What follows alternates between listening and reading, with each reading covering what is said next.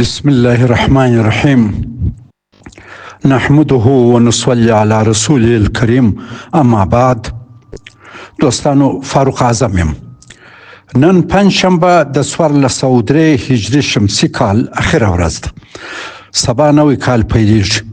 نوی کال دې د ټولو مبارک وي. نن سهار کابل کې د تخنیکي او مسلکي زده کړو د ملي ادارې د ژورنالیزم په انستیتوت کې د نوي 1404 تعلیمي کال د پیل یو پرتمینه غونډه وه. د تخنیکي او مسلکي زده کړو د ملي ادارې مشر مولوي غلام حیدر شهامت د غونډې ګډونوالو ته ښه راغلی ووایه. په دغه غونډه کې د ښار جوړولو محترم وزیر حمدالله نعماني صاحب د تل په څېر مغزنې خبرې وکړې او د عمل رابطه یې د نیت سره داسې تشریح کړه چې د شخص او ټولنې دواړو په خیر او ثواب خرما د دواړو وي. د لوړو زده کړو د وزارت معین مولوي ضیاءالدین ایوبي صاحب هم ښه خبرې وکړې.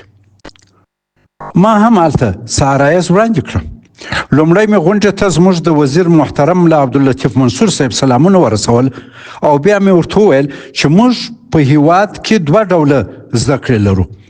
یو اکاډمیکي زده کړې دي چې ډېر کلونه نیسي، 6 9 12 14 شل 22 کاله، او بل تخنیکي او مسلکي زده کړې دي چې 6 میاشتې کال یا 2 په بر کې نیسي. دواړه ضروري دي، خو مخ په وده هیوادونو کې تخنیکي او مسلکي زده کړو ته ډېر اهمیت ورکول کیږي. دلته ځوانانو ته هغه کسبونه ورزده او حرفوي تعلیم ورکول کیږي چې د ټولنې هره ورځ په درد خوري. دا ډول زده کړې د خلکو لپاره د مسلکي او شخصي پرمختګ فرصت برابروي، ځکه چې دوی کولی شي خپل مهارت بازار ته وړاندې او د ټولنې سمدستي اړتیاوې ورپوره کړي. هره ورځ چې تیریږي د دوی د دغو کسانو مهارت نور هم تقویه کیږي او نور هم د یو تجربه کار مسلکي کارګر په توګه د ټولنې په جوړولو کې خپل مثبت کردار ادا کوي. ما ورته وویل چې تاسې په دغه اداره کې د تعلیم او کار ترمنځ اړیکې داسې تنظیموئ چې دلته شاګردانو ته هغه مهارتونه ورزده کوئ چې د کار بازار همدا اوس ضرورت ورته لري. له دې ځایه فارغ شاګردان هم د عمل په ډګر کې د کاري ګواښونو په ترڅ کې نوښتونه رامنځته کوي او فني تخلیق ته لار هواروي. د دې ځای فارغان نسبت نورو تعلیم یافته خلکو ته ژر خپل د کورنۍ او ټولنې اقتصاد ته ګټه رسوي، خپل او د کورنۍ د ژوند معیار اوچتوي او کیفیت یې ورسموي او د ټولنې د اقتصادي ودې سره مرسته کوي چې په نتیجه کې عامه ټولنیزه او فرهنګي وده میسره کیږي. سیاسي اداره ما ورته ویل ځوانانو ته تخنیکي او مسلکي پوهه او روزنه ورکوي، مختلف کسبونه او مهارتونه ورزده کوي چې د کار په مارکیټ کې ورته کاري فرصتونه پیدا کیږي چې په نتیجه کې د بیکاري کچه کمه او ملي تولیدات او عواید ډیریږي. تاسې د هیواد زراعتي، صنعتي او خدماتي سکتورونو سره ډېره مرسته کوي. ما ورته ویل هغوی ته فني کدرونه او مسلکي ځواک برابروي چې دا د هیواد د ملي اقتصاد په پیاوړتیا کې مرسته کوي. ټولنیزه ګټه یې دا ده چې خلک کار پیدا کوي، عاید لاسته راوړي، اقتصادي نا انډولي کموي او د ټولنې د امن په تامین نظم و نسق کې مرسته کوي. ټولنې ته د تخنیکي او مسلکي ځواک تهیه کول د داخلي او بهرني پانګونې په راجلبولو کې هم ډېر مثبت کردار ادا کوي.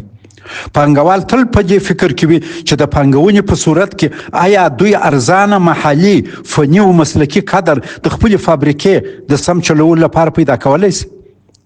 تاسې همدغه فني کادر ورته برابروي او هغوی له دغه ناحیې مطمئن او پانګونې ته هڅوي چې په نتیجه کې د وطن اقتصاد پر مخ شي.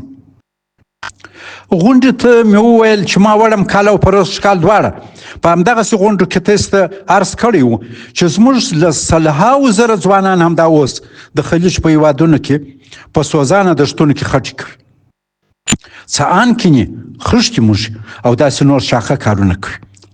ما درس خاص درته کړی و چې د بهرني چارو او نورو اړوند وزارتونو سره په همغږۍ د خلیج هیوادونو لکه کویت، بحرین، قطر، سعودي، عمان او امارات سره خبرې وکړي چې موږ تاسو ته په زرو منظم تخنیکي او فني مسلکي ځوانان هر کال درکوو چې ستاسو د زراعت، مالدارۍ، صنعت او خدمات په سکتورونو کې فني او مسلکي کار وکړي. افغانستان ستاسو ورور مسلمان هیواد دی چې 45 کاله ورانوونکي تحمیلي جنګو څبلی دي. دا به زموږ سره ستاسو مرسته او احسان وي. موږ خیرات نه غواړو، فقط خپلو فني او مسلکي ځوانانو ته هلته د کار موقع غواړو.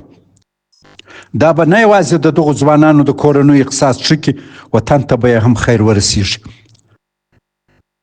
دوستانو، دې خبرې ته اوس بیا ستاسو توجه راګرځوم. غونډې ته ما دا هم وویل چې کیدای شي جرمني، جنوبي کوریا، جاپان، اندونیزیا او ترکیه زموږ سره په تخنیکي او مسلکي ساحه کې زموږ د ځوانانو په روزلو کې مرسته وکړي. تاسو د هغوی سره لطفاً په تماس کې سئ. دا یو بشري غیر سیاسي کار دی. ښایي هغوی د ملل متحد په شمول په دغه ساحه کې زموږ سره مرسته وکړي. د جرمني هیواد او د جي ټي زیډ مؤسسې د نړۍ په سطحه دغه ساحه کې ډیر کار کړی دی. افغانستان کې میخانیکي مکتبونه ټول پخوا د جرمنیانو په مرسته جوړ چلېده. جنوبي کوریا هم زموږ سره په دغه ساحه کې پخوا مرستې کړي دي. که هغوی ته مراجعه وسي، کیدای شي زموږ نوښت او درخواست لبیک ووایي. دا پرتمینه غونډه د مولوي صاحب غلام سید احساس په نیکو خبرو او دعا ختمه سوه، او بیا مو د ژورنالیزم 2 ورکشاپ ولیدل او په دې ډول نوی تعلیمي کال مو پرانیستی. د بری توفیق ورته غواړو ټولو ته. نوی کال یې بیا د ټولو مبارک او په وطن کې د امن او استقرار او ازدهار کال وي. والسلام علیکم ورحمت الله وبرکاته.